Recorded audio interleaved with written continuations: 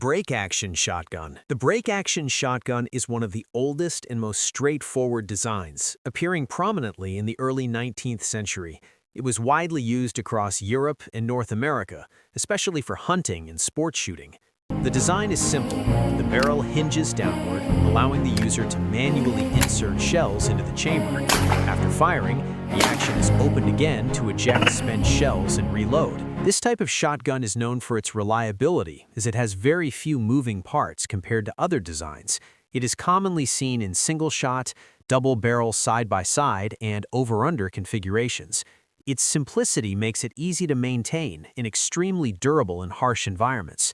Historically, it became a favorite among hunters due to its dependability and ease of use, even though it offers slower firing rates compared to repeating shotguns. Pump-action shotgun. The pump-action shotgun emerged in the late 19th century, gaining widespread popularity in the United States. It became especially prominent with models like the Winchester Model 1897.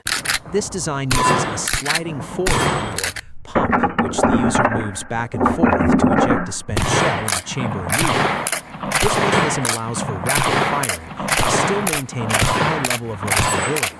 Pump-action shotguns are known for their ruggedness and ability to handle a wide variety of ammunition types.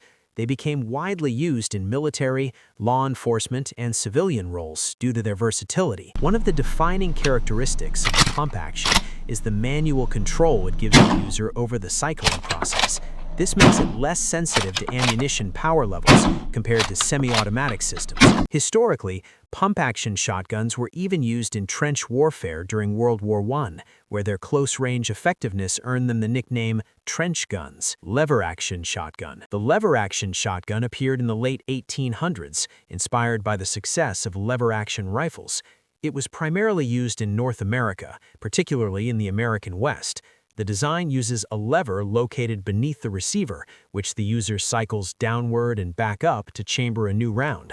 This system allowed for faster firing than break-action designs, while still being relatively simple to operate. Lever-action shotguns typically featured tubular magazines, allowing multiple rounds to be loaded at once. However, they were less common than their rifle counterparts and never achieved the same level of popularity. One reason was the complexity of feeding shotgun shells compared to rifle cartridges. Despite this, lever-action shotguns remain historically significant as an early attempt to create a repeating shotgun system. They're often associated with the late frontier era and represent a transitional step in firearm development.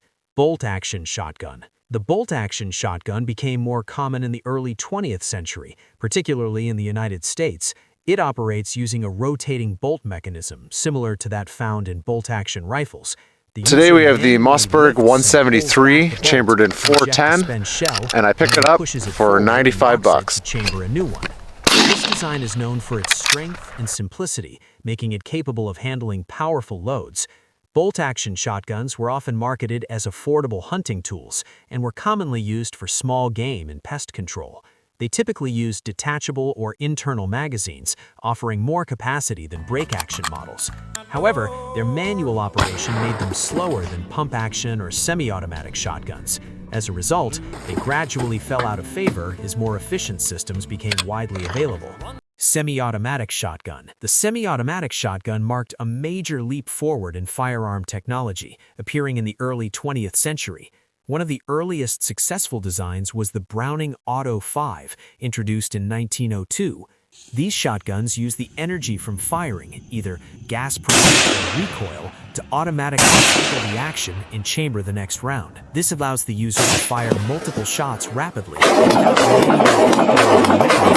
the shot. Semi-automatic shotguns are known for their speed and reduced recoil due to its use in hunting, sport shooting, and military applications. They often feature more complex internal systems compared to manual designs.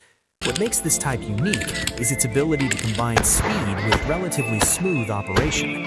However, it can be more sensitive to ammunition types and requires more maintenance. Fully automatic shotgun. The fully automatic shotgun is a rare and specialized design that allows continuous fire as long as the trigger is held down. These weapons began appearing in the late 20th century and are primarily used in military or experimental contexts.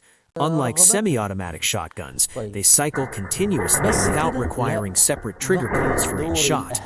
This design offers extremely high firepower, making it effective in close-quarters combat scenarios. However, it also presents challenges such as recoil management, ammunition consumption, and mechanical stress. As a result, fully automatic shotguns are not commonly used and are heavily restricted in most parts of the world. Revolving shotgun. The revolving shotgun takes inspiration from revolver handguns and features a rotating cylinder that holds multiple shells. This design has appeared in various forms throughout history. The rotating cylinder allows multiple rounds to be fired without the need for a traditional magazine or manual cycling between shots. However, the design can be bulky and complex, especially dealing with larger shotgun shells. Safety concerns such as gas leakage between the cylinder and the barrel have limited its adoption.